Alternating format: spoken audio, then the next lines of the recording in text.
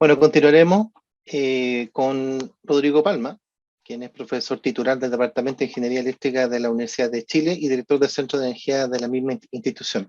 Su proyecto denominado Herramientas de apoyo a la planificación de la transmisión considerando tecnología flexible considera 3 módulos: un módulo BESS, dimensionamiento y ubicación de baterías con criterios de estabilidad; el módulo TENEP, planificación multianual de la transmisión; y módulo SIPS, que es diseño de esquemas de protección especial para manejo costo eficiente de congestiones. Sobre este proyecto, Rodrigo nos hablará. Así que adelante, Rodrigo, muchas gracias.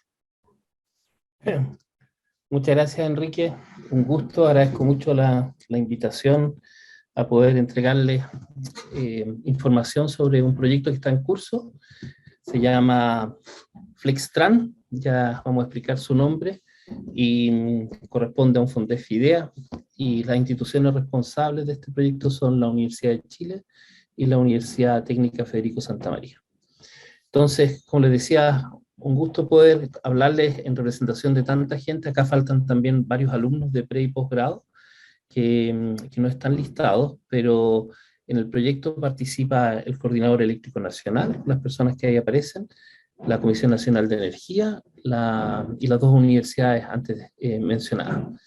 Hemos estado en esta aventura de tratar de sumar esfuerzos en torno a lo siguiente en este caso. Mañana Ricardo Álvarez les va a presentar el otro proyecto FONDEF que estamos desarrollando también en conjunto.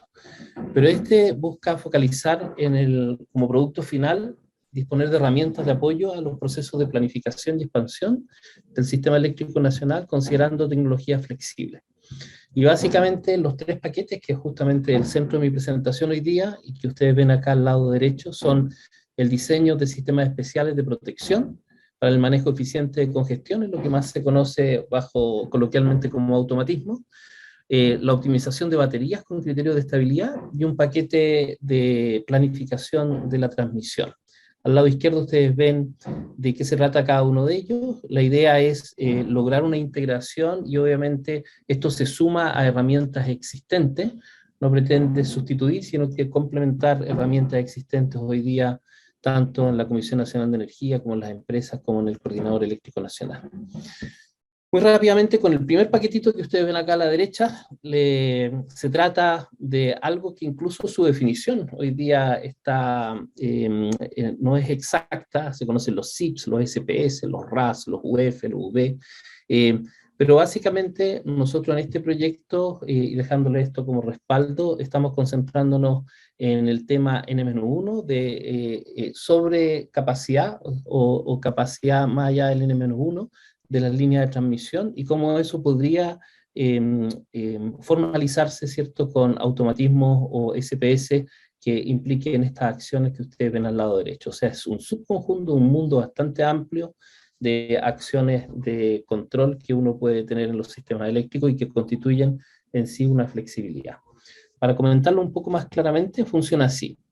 Uno, a través de simulaciones de operación económica con el criterio N-1 activo, esto puede ser, por ejemplo, complejos con el PLP, distingue situaciones de congestiones o situaciones de desacoplamiento de mercado que pueden ser candidatos interesantes para SPS. Hoy día esto es bastante crítico si miramos también las proyecciones de posibles racionamiento a futuro. En la etapa 2 se hace una simulación de la operación económica con criterio N-1 relajado y se identifican los candidatos de SPS en base a diferencia de costo. Básicamente ver cuál es la ventaja que tiene la situación N-1 versus el N-1 relajado. Con eso se tiene una evidencia bastante clara de que tenemos candidatos a sistemas de automatismo que deben de ser diseñados. Ya les vamos a explicar cómo funciona eso a través de un problema de optimización, de manera que uno logre estas dos evoluciones: costos del sistema, costos del sistema de automatismo, y lograr un óptimo que después pasa a una evaluación posterior técnica, cuasi estacionaria y dinámica, que termina de validarlo, para que se formalice como un candidato en esta etapa 3 de una planificación de la transmisión y que efectivamente puede ser incorporado como una opción en la expansión de la transmisión de una manera simplificada una vez que uno hizo las etapas 1 y 2. Entonces, solo para que se entienda la idea, tenemos acá una red en abstracto a la izquierda. Nosotros usamos la plataforma DeepEdit, que fue desarrollada por el Centro de Energía y que se está especializando para este tipo de tareas. Para que se entienda la idea, tenemos, por ejemplo, 3 condiciones de operación acá distintas, donde yo tengo la línea L23 con criterio N, es decir, no con N-1 o con N-1 relajado. Por lo tanto, evalúo qué le sucede bajo esa condición de operación para 3 contingencias o N contingencias, en este caso las desconexiones de estos circuitos. Y voy verificando si en alguno de esos escenarios, de estos 9 escenarios posibles, tengo o no tengo problemas. Y efectivamente acá nos damos cuenta que hay una situación que es compleja de sobreexigencia de las líneas, por lo tanto nos damos cuenta que acá hay un espacio para poder incorporar un automatismo. Esto lo hemos formalizado, creemos que es bastante novedoso, por primera vez como problema de optimización, donde somos capaces de tener, a partir de un conjunto de candidatos, de opciones de habilitación del automatismo por el lado de la oferta, por el lado de la demanda, por el lado de la transmisión, poder generar una estrategia que se autodetermina en base a una minimización de costos de implementación más los costos de activación, donde aplica una probabilidad de ocurrencia de los eventos, que se debe sumar, por supuesto, a los ahorros de la operación del sistema, pero que son un filtro previo, como lo acabo de explicar. Entonces nosotros tenemos un enfoque centralizado de esto, de manera que sea un análisis que puedan todos hacer en beneficio del sistema y de ahí sacar ideas que puedan ser también de beneficio bilateral o multilateral. Se pueden agregar otras funciones de objetivos, por ejemplo, que el número de actores sea muy pequeño, puede ser algo deseado. No es siempre muy funcional que muchos actores estén actuando para un automatismo, entonces uno puede aplicar otro tipo de restricciones. Tenemos una planificación probabilística con restricciones de seguridad, se hace esta optimización tomando todos estos aspectos que no alcanzo a detallar. Tenemos además accionamientos correctivos, de manera que sea bastante realista, todo en una aproximación estacionaria, pero para acercarse al realismo. Y por último, bueno, acá tienen referencia a probabilidades de ocurrencia, etcétera, que alimentan esta función objetivo. Entonces, para que la idea quede más clara aún, el ejemplo que les mostré, de hecho, obtiene después de nuestra optimización como solución que este generador, que es una planta fotovoltaica, reduzca, en el caso de esa situación crítica que detectamos, en 62,5 megawatts su operación, y por otro lado, esta carga, ¿cierto?, también tiene que reducir en 62,5 megawatts su consumo. Con eso uno logra respetar el límite térmico exactamente de esta línea y puede entonces llevar a cabo este N-1 relajado. Hay muchas otras opciones, el software puede identificar, tiene una posibilidad de ir encontrando otras soluciones, pero la que les acabamos de mostrar es la que resulta de menor costo y por supuesto después tiene que ser analizada desde el punto de vista dinámico. Este ejemplo de juguete fue la primera etapa del proyecto, ya hemos hecho análisis específicos, ven ustedes la plataforma ya cómo está implementada y cómo va a quedar disponible para el coordinador y para la Comisión Nacional de Energía, a través de simulaciones. Nuestra entrada es PLP, hacemos toda la interconexión de manera que podemos tener coherentemente una simulación hacia el futuro. En principio también se puede cambiar de software de simulación. Ahí están los barridos de las distintas condiciones de operación, cómo es la interfaz para poder optimizar y los resultados que se van obteniendo con las distintas opciones de SIPs. Acá en esta imagen de la red, ven ahí en color cierto celestito, son finalmente los elementos que actúan durante y que tienen que ser coordinados durante la contingencia y para los cuales se requiere cierto el sistema de control y comunicaciones ad hoc. Ese era el primer paquete de flexibilidad. El segundo paquete que se desarrolló es el módulo de dimensionamiento y ubicación eficiente de baterías con criterio de estabilidad. Acá básicamente lo que buscamos es poder tener soluciones candidatas de números a partir de un módulo predefinido, números definidos de sistemas de baterías y la ubicación, eso se encarga el problema de optimización, para poder minimizar o maximizar las tensiones transitorias, las barras del sistema durante las fallas que se simulan.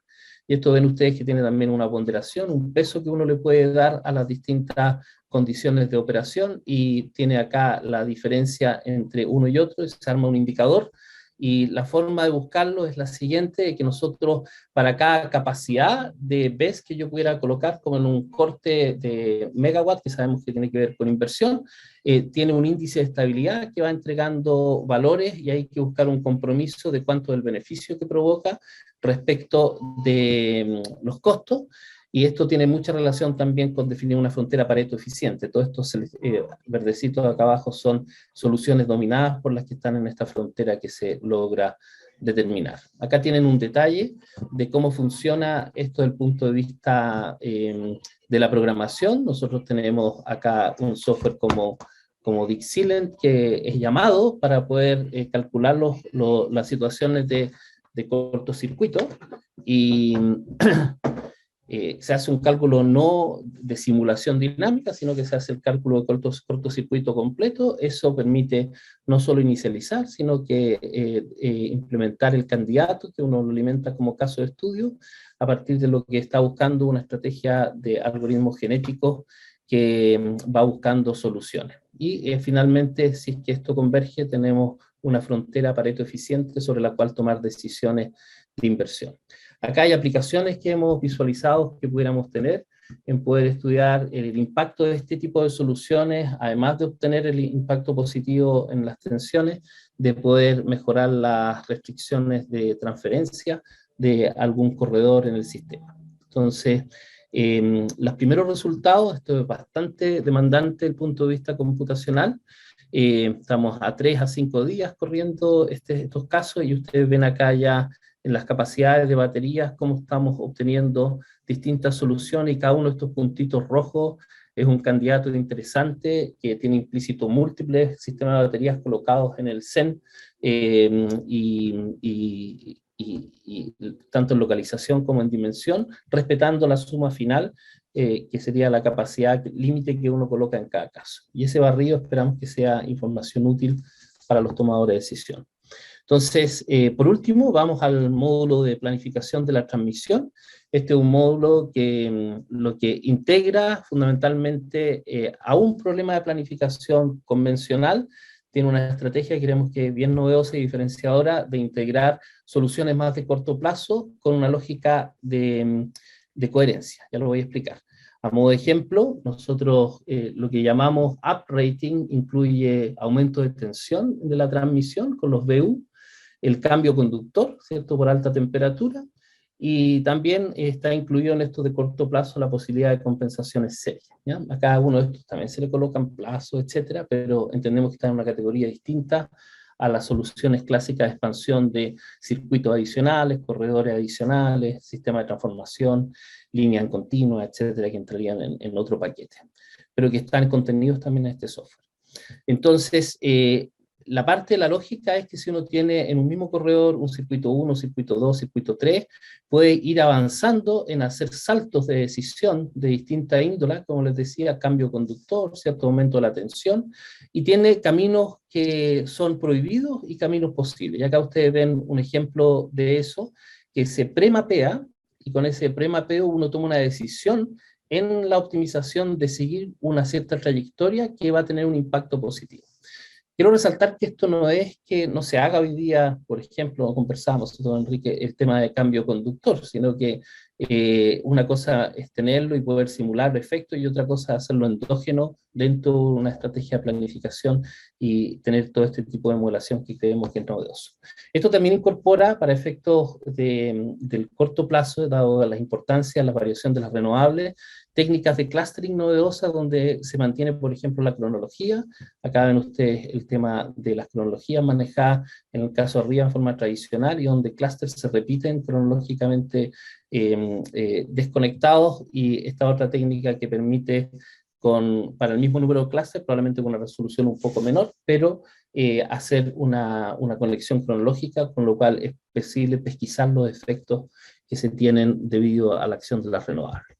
Aquí la profesora Ángela Flores tuvo también un aporte muy importante, porque todo esto, solucionarlo hoy día en la tecnología, tiene un límite por la dimensionalidad, y justamente lo que desarrolló ella es una técnica que ya existía de generación de columnas, o column generation, que aplicada a un problema de planificación, que obviamente la aplicación no es directa, ha permitido incorporar restricciones de corto plazo, tipo unit commitment, esta ahí la usé, para poder representar efectos de corto plazo de variación de las renovables, que hoy día son muy críticos en ejercicio de planificación. Y los tiempos requeridos, ustedes los ven acá, para que tengan una idea. Con Column Generation prácticamente se transforma en un esquema lineal, y logramos salvar este problema de la explosión dimensional. Y justamente eso es lo que permite integrar todo esto. Todavía no tenemos resultados para mostrarles, esperamos que en los próximos meses ya tengamos resultados más completos. Se han hecho corridas con el sistema completo, pero no tenemos resultados, pero de un paper anterior que está citado acá abajo, y que se publicó el 2021, ya tenemos evidencia de que hacer la planificación con las opciones clásicas, que le llamamos acá base, sin incorporar este tipo de estrategias, ¿cierto? De cambio conductor, de alza de tensión, o todas acá ven ustedes que puede significar que el sistema efectivamente sea todo esto más caro en las soluciones. Entonces yo sé que este es un tema delicado, normativo, etcétera, pero que hay una convicción de que estos grados de libertad que agregan estas soluciones de corto plazo, sumados los SIPs, sumados los temas de la batería, debiera entregar una estrategia mucho más completa para expandir la transmisión. Con esto entonces les repito la lámina inicial, este es nuestro desafío, agradecemos a las instituciones que han confiado en este desarrollo, particularmente el Coordinador Eléctrico Nacional, ¿cierto? Y la Comisión Nacional de Energía, y esperamos poder ya entregar las herramientas de aquí a diciembre. Ahí están publicaciones que han sido de base y que sustentan el trabajo que se está presentando acá, y agradezco por supuesto a todo el equipo de trabajo que ha hecho esto posible. Muchas gracias. Estimado Rodrigo, muchísimas gracias por tu presentación. Encuentro muy atractivo poder desarrollar estos temas, digamos, sobre todo después de todos los años que se ha hecho la expansión, digamos, creo que es muy útil y necesario. Bueno, a continuación vamos a abrir nuestra ronda de discusión entre los panelistas y nos han llegado algunas consultas. Así que me gustaría partir contigo, Alejandro.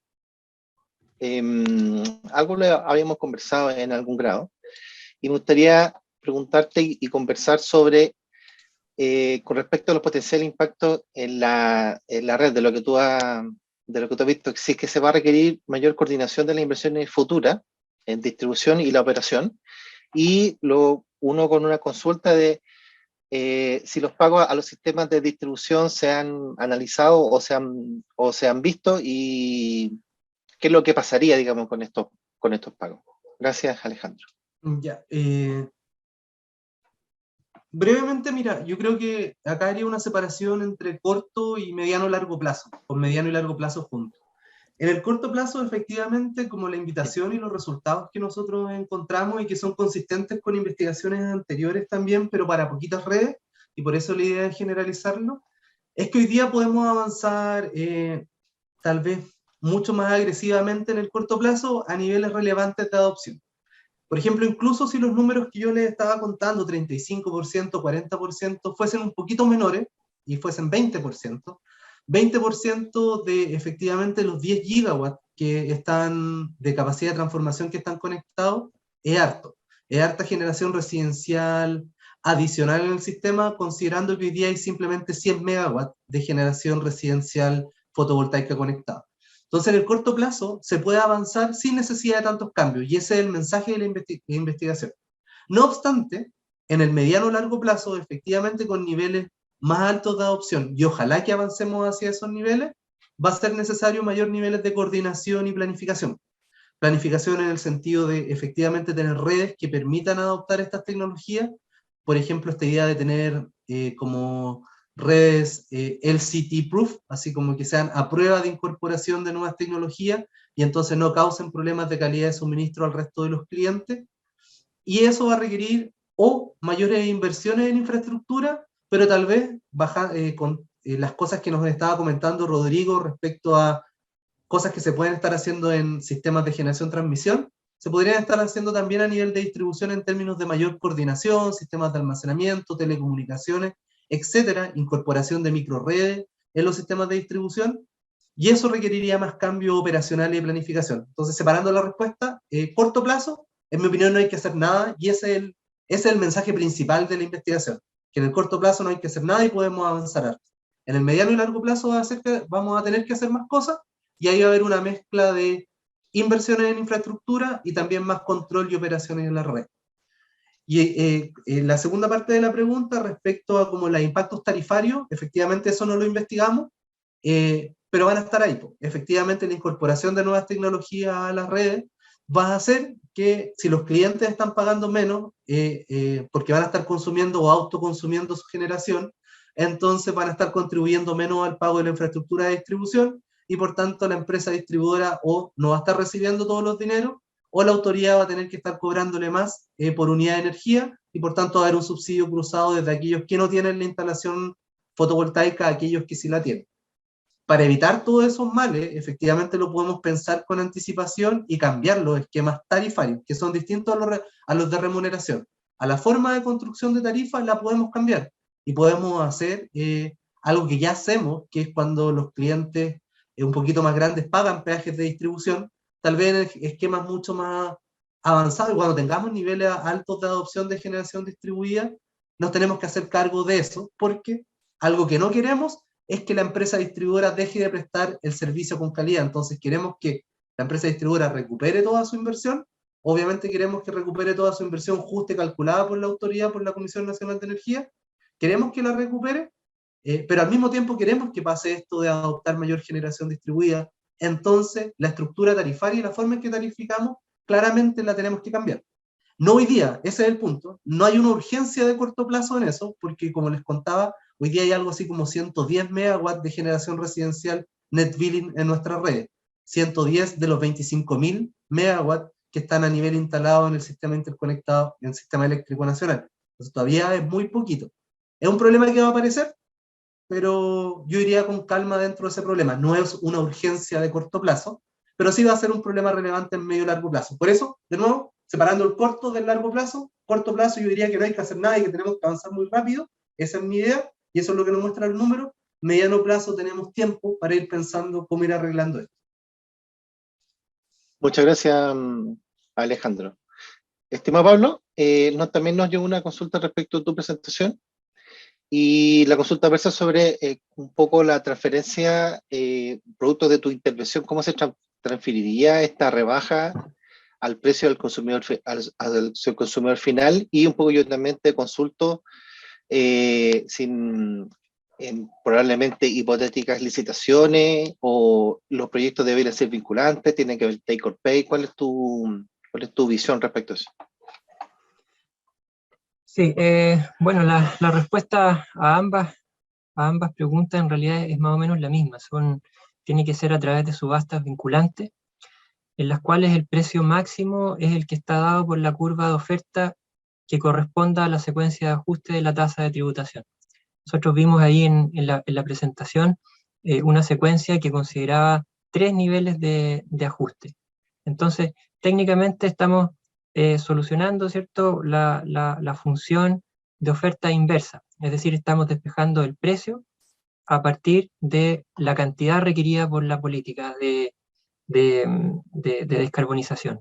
Entonces, tendrían que ser subastas, ¿cierto?, vinculantes, cuyo precio máximo sea el que se lee de la curva de oferta que corresponda a la secuencia de descuento de tasa.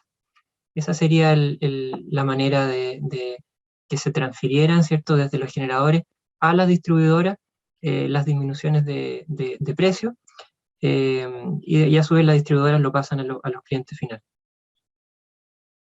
Un poco para complementar, o sea, para iniciar una mini discusión respecto a esto, cuando en tu propuesta, digamos, en tu investigación, en estas curvas, en algunos de los casos en los cuales, por ejemplo, se modifique el nivel de impuestos, entonces en las futuras licitaciones habría una baja de precio. Eso es lo que se esperaría. No, mira, nosotros tratamos de hacer una intervención que sea neutral para los consumidores. Es decir, que los consumidores paguen lo mismo por su suministro eléctrico en el caso de que haya una intervención que en el caso de que no haya una intervención. Entonces, ¿qué es lo que pasa? El aumento de eficiencia relacionado a la intervención se aplica íntegramente para acelerar la descarbonización. El consumidor termina pagando lo mismo que en el caso sin intervención, el Estado termina percibiendo lo mismo que en el caso sin intervención por recaudación tributaria, y lo que se hace es que se acelera la descarbonización solamente. Reducíamos ese triángulo rojo, ¿cierto?, que es la pérdida neta de bienestar social. Entonces, a la cuenta de ese aumento de eficiencia, es que cargamos logramos la descarbonización más rápida. Muchas gracias, Pablo. Rodrigo, también nos llegó una consulta respecto a tu presentación y algo también habíamos conversado previamente. Respecto a los escenarios en los cuales pueden combinarse o suceder ideologías secas, pocos recursos RNC o altos precios de combustible. Y también la consulta que nos llega es respecto a la actual condición de los precios de combustible que nos lleva, digamos, actualmente a costos marginales altos. ¿Cómo lo ves tú, digamos, y este proyecto, cómo eventualmente podría recogerlo, digamos? Sí, gracias. Bueno, hay una conexión bien directa, sobre todo en estas soluciones de corto plazo, frente a escenarios complejos. Por ejemplo, lo que estamos viendo hoy día de vertimientos renovables, lo que estamos viendo de desacoplamientos del sistema en costos marginales y precios muy altos en algunas zonas. Entonces, esta herramienta permite evaluar eso, permite ver el impacto con cierta formalidad de cada una de las estrategias. Por lo tanto, es factible utilizarla para ello. O sea, esperamos de hecho que se utilice y que el coordinador la vea. Lo hace un poco más directo o quizá un poco más sistematizado que algo que se puede hacer todos los días, que es correr Plexos o PLP 2 veces, una con y otra sin, que es la manera en el escenario que uno quiera, que es una manera bien como tradicional de abordar esto. Así que esperamos que esto ayude. Y la respuesta es sí. Quería mencionarlo a Alejandro, muy cortito, reaccionar un poco de que me parece que los resultados son muy, muy evidentes hacia poder definir umbrales sobre los cuales hay o no que pagar, porque al final esas son las consecuencias tarifarias que ya están en cierto gozar. Yo sé que no fue parte de su estudio, pero menos eufemismo, yo creo que está diciendo que el 40% bajo eso pareciera que no habría mucho argumento para cobrar sobre costos de distribución. Sí, sí, o sea, es muy útil el mensaje. No sé, Alejandro, si querés comentar algo. No sé, eso es un poco, efectivamente que hoy día se puede avanzar y yo creo que tiene que ver con cómo generamos las políticas para que eso suceda, porque claramente ya no está pasando hoy día y no está pasando porque los costos de inversión son súper altos. Entonces, tal vez políticas, no sé, pues en el caso de la electromovilidad, como el taxi eléctrico que llevó a cabo la autoridad anterior, que fue una buena idea de tener un subsidio directo que le entregaban como $8.000 o 8 millones de pesos a aquellos que se inscribían en esto y el taxista, el dueño del vehículo, ponía 10 y entonces la autoridad le ponía 8. Ese tipo de políticas van en la dirección correcta porque ayudan a disminuir las barreras de entrada para la incorporación de estas tecnologías. Yo creo que de eso deberíamos estar viendo más en el corto plazo porque no provocarían problemas en la red. Yo creo que así ya va el mensaje de que ahora la autoridad y los hacedores de política toman estos resultados y dicen, ¿cómo genero los incentivos para hacerme cargo de estos problemas en el corto plazo? Muchas gracias. Pablo, no sé si puedes comentar al aire, digamos, la consulta de las variables externas que pueden, digamos, modificar los hallazgos de tu estudio. Claro, sí, nuestras curvas de oferta en realidad están súper dependientes de la capacidad del territorio para realmente producir la energía eólica o fotovoltaica que nosotros estamos proponiendo en estas curvas de oferta.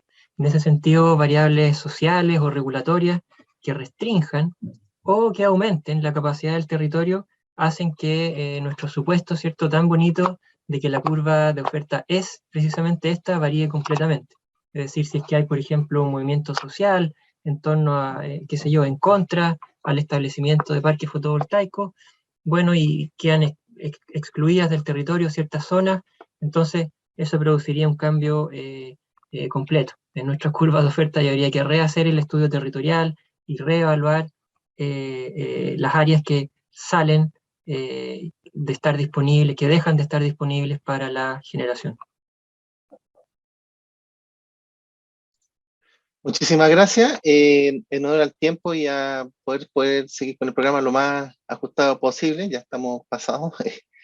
Le damos las gracias a Alejandro, Pablo y Rodrigo y a todas las personas que nos están apoyando por sus prestaciones. Son muy interesantes los proyectos, una muy buena iniciativa poder mostrarlo y que lo podamos discutir en algún grado. Y así que les digamos un aplauso a la distancia y muchas gracias por todo. Ivonne, por favor, continuemos con el programa. Muchas gracias.